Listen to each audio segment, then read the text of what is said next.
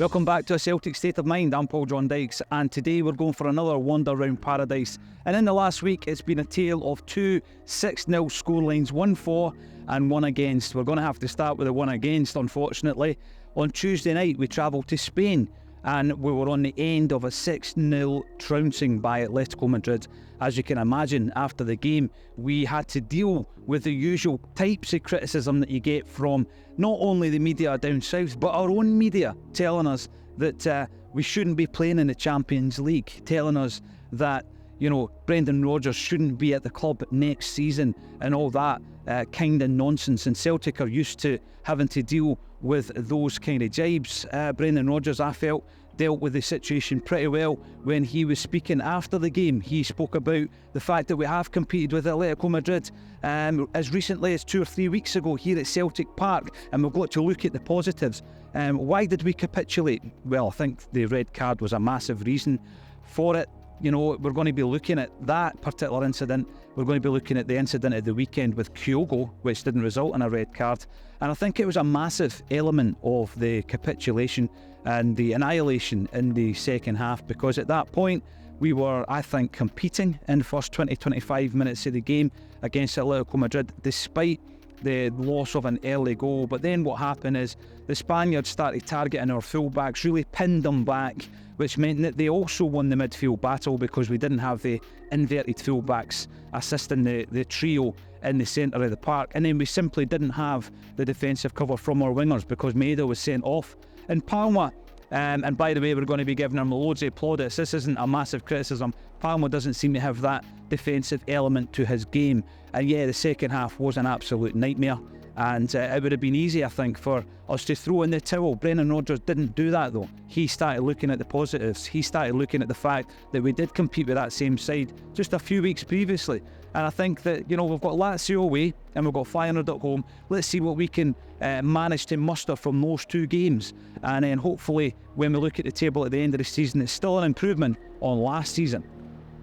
So how do you pick your team up after a 6-0 drubbing during the week to come here to Celtic Park and play Aberdeen? Well, I think Brendan Rodgers answered that question with some style, didn't he? The two big question marks around the team selection was around Dyson Maeda, who is now injured. He got injured for that incident that he was sent off for, and he'll be out for about 6 weeks. So the big question was who comes in and replaces Dyson on the wing, and of course, who replaces Rio Atati, because since his injury, we've seen Paulo Bernardo and David Turnbull starting games. There was a big question mark around which of those two would start, and the answer was none of them, because Brendan Rodgers opted for the 20-year-old Norwegian Odin Thiago Holm.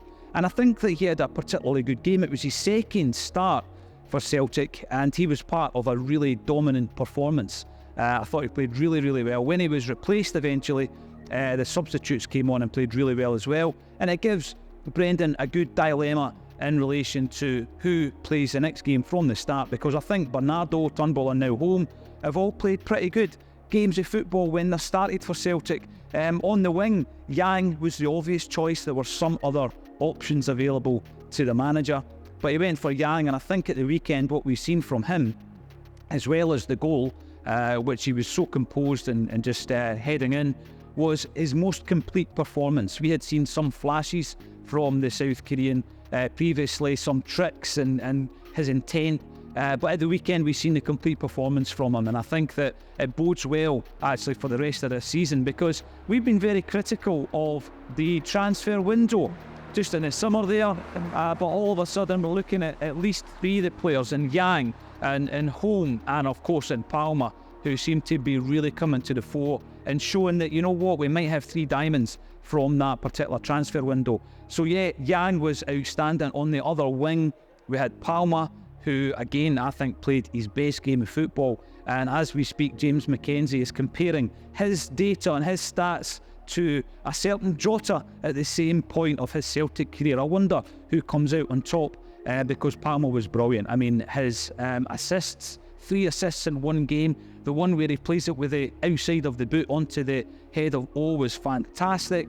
And of course, we've now found potentially a new penalty kick taker. He looked so confident. He gave the goalkeeper the eye. He slotted it away. It was a great performance, a vintage performance from both wingers. And that was the real strength I felt in that game, was the wing play. We win 6-0, of course, and a couple of goals for O, who came off the bench to remind us of what he can do. And that, of course, happened after Kyogo got a really bad head knock. And there was a question mark around whether or not that should have resulted in a sending off. He will not be travelling with Japan during the international break, so every cloud. Maeda, of course, is also out, and he will not be travelling to play international football. So I think you look at the game and you look at the goals and the quality of the goals as well, and it breeds confidence. The other one, of course, being David Turnbull. What do you do with David Turnbull? 3 domestic games, 3 brilliant goals. Yeah, he doesn't get picked in Europe, and his contract is running low. So what's going to happen in January? I'm pretty sure Brendan Rodgers already knows. So being defeated 6-0 in any competition is not good enough for Celtic. We get that as Celtic supporters. There's a frustration around it, and we start to look at the reasons why it's happened. There are some huge issues with Scottish football that is going to always hold Celtic back, finance being the biggest one, of course.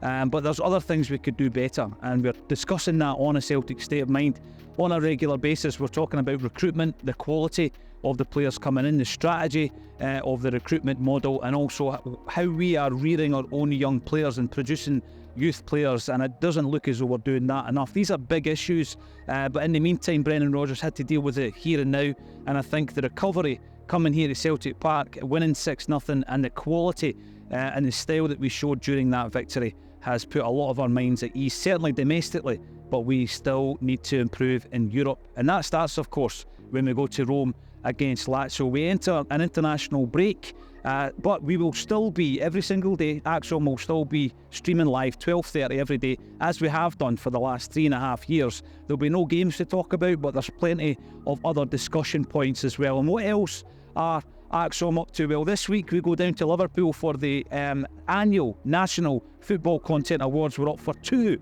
and let's hope we can add them to the 5 that we have won previously. We'll be down at Anfield, and we're up for the best club content creator and the best football podcast internationally. So thank you all for your support.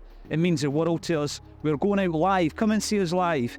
In December, we are going to be with Johan Mjällby in Gracie's on the 18th. And then on the 26th of January, we're going up to a theatre in Greenock. It's the Beacon, it's Martin O'Neill, and it's almost sold out. So check out the ticket link under this video, and I'll see you tomorrow once again for a Celtic State of Mind.